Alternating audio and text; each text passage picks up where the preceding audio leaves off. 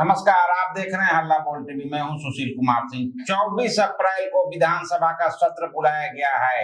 इसमें सम्राट सरकार को बहुमत साबित करना है और क्या क्या होगा, आइए जानते हैं हल्ला बोल टीवी के editor in chief Deepak Sharma से। 24 अप्रैल को विधानसभा में बहुमत साबित करेगी सम्राट सरकार। मुख्यमंत्री सम्राट चौधरी की जो सरकार बनी है, यह अपना बहुमत 24 अप्रैल को विधानसभा में साबित करेगी। पटना में आज नए मुख्यमंत्री से मिलने पहुंचे पूर्व मुख्यमंत्री नीतीश कुमार और दोनों के बीच 20 मिनट तक बातचीत हुई है। इस बीच जो सबसे बड़ी खबर आ रही है वो ये आ रही है कि भारतीय जनता पार्टी नेतृत्व को सम्राट चौधरी ने उन मंत्रियों की लिस्ट बनाकर भेजी थी जिन्हें वे अपने कैबिनेट में शामिल करना चाहते हैं, लेकिन भारतीय जनता पार्टी नेतृत्व ने उसे रिजेक्ट कर दिया और मंत्रिमंडल विस्तार जो 29 अप्रैल को 5 राज्यों में चुनाव के बाद असम, पश्चिम बंगाल, तमिलनाडु, केरल, पुडुचेरी, इन 5 राज्यों में चुनाव के बाद बिहार में मंत्रिमंडल विस्तार होना है मई में। लेकिन जो लिस्ट बनाकर मुख्यमंत्री सम्राट चौधरी ने भारतीय जनता पार्टी नेतृत्व को जो लिस्ट भेजी है कि इन विधायकों को, विधान पार्षदों को हम मंत्री बनाना चाहते हैं, कैबिनेट में रखना चाहते हैं, वो लिस्ट भारतीय जनता पार्टी नेतृत्व ने रिजेक्ट कर दी। इसकी सबसे बड़ी वजह यह है कि विजय सिन्हा को कैसे सेट किया जाए और जो Bhumihar vote bank Bharatiya Janata party का कोर वोट बैंक रहा है, तो कहीं ना कहीं विजय सिन्हा के इस बयान से कि कमांडर के निर्देश पर मैंने सम्राट चौधरी के नाम का प्रस्ताव दिया, यह बात सीधे सीधे सामने आ गई है कि विरोध कितना है। तो अब भारतीय जनता पार्टी अपने कोर वोट बैंक यानी भूमिहार को कैसे खुश करेगी, ये सबसे बड़ी चुनौती भारतीय जनता पार्टी के पास है।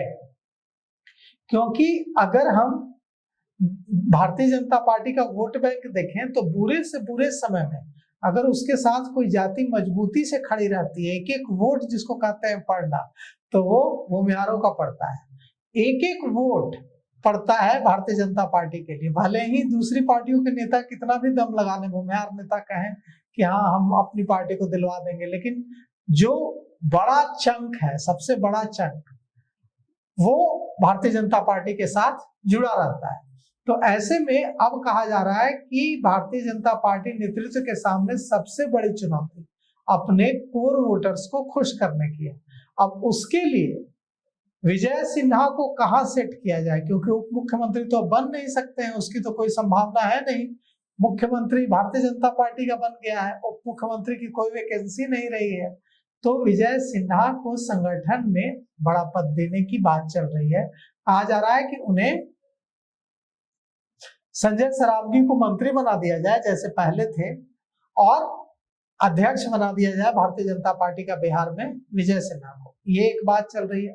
दूसरी बात चल रही है कि नहीं, विजय सिन्हा को वही विभाग दे दिए जाए जो विभाग उनके पास थे, जैसे कि राजस्व एवं भूमि सुधार, जैसे कि खनन, नगर विकास, ऐसे विभाग दे दिए जाए, ताकि यह मैसेज दिया जाए कि विजय सिन्हा को अपना काम करने से कोई रोक नहीं सकता है। क्योंकि राजस्व एवं भूमि सुधार विभाग में विजय सिन्हा ने जिस तरह से भ्रष्टाचार के खिलाफ काम किया था, उससे आम लोगों में बहुत बढ़िया मैसेज गया था।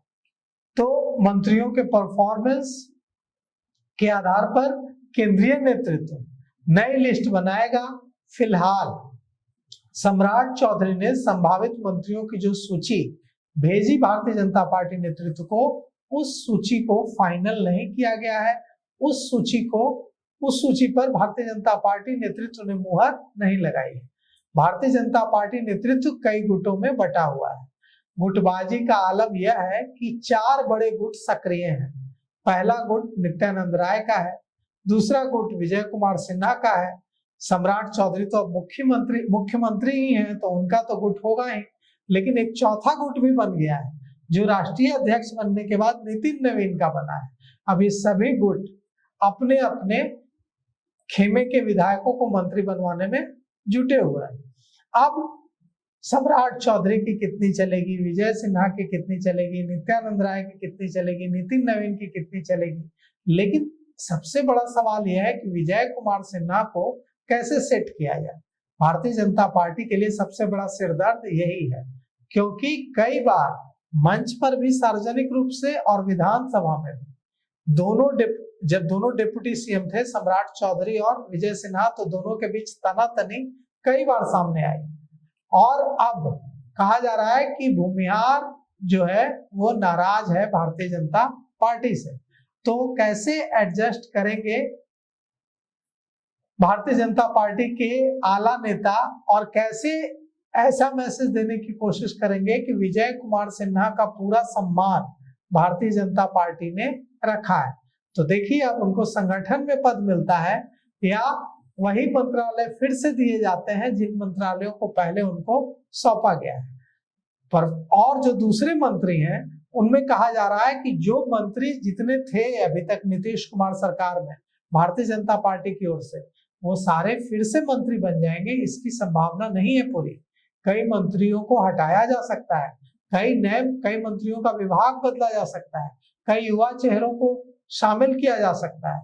और ये जो नीतीश कुमार मंत्रिमंडल नीतीश कुमार मंत्रिमंडल से सम्राट चौधरी मंत्रिमंडल अलग हो सकता है, इसकी पूरी संभावना है, क्योंकि युवाओं को और जातीय संतुलन को और क्षेत्रीय संतुलन को साधने की कोशिश भारतीय जनता पार्टी करेगी, ताकि कोई भी क्षेत्र, कोई भी जाति अपने को, जो भारतीय जनता पार्टी के साथ मजबूती से खड़ी रही है, वो अपने को ऐसा महसूस न करे कि उसे ग्रांटेड लिया जा रहा है और उसका जो समर्थन है वो भारतीय जनता पार्टी के प्रति कम हो। अब बिहार विधानसभा का विशेष सत्र 24 अप्रैल को बुलाया गया है। मुख्यमंत्री सम्राट चौधरी इस दौरान विश्वास मत प्रस्ताव पेश करेंगे और सदन में, विधानसभा में बहुमत साबित करेंगे।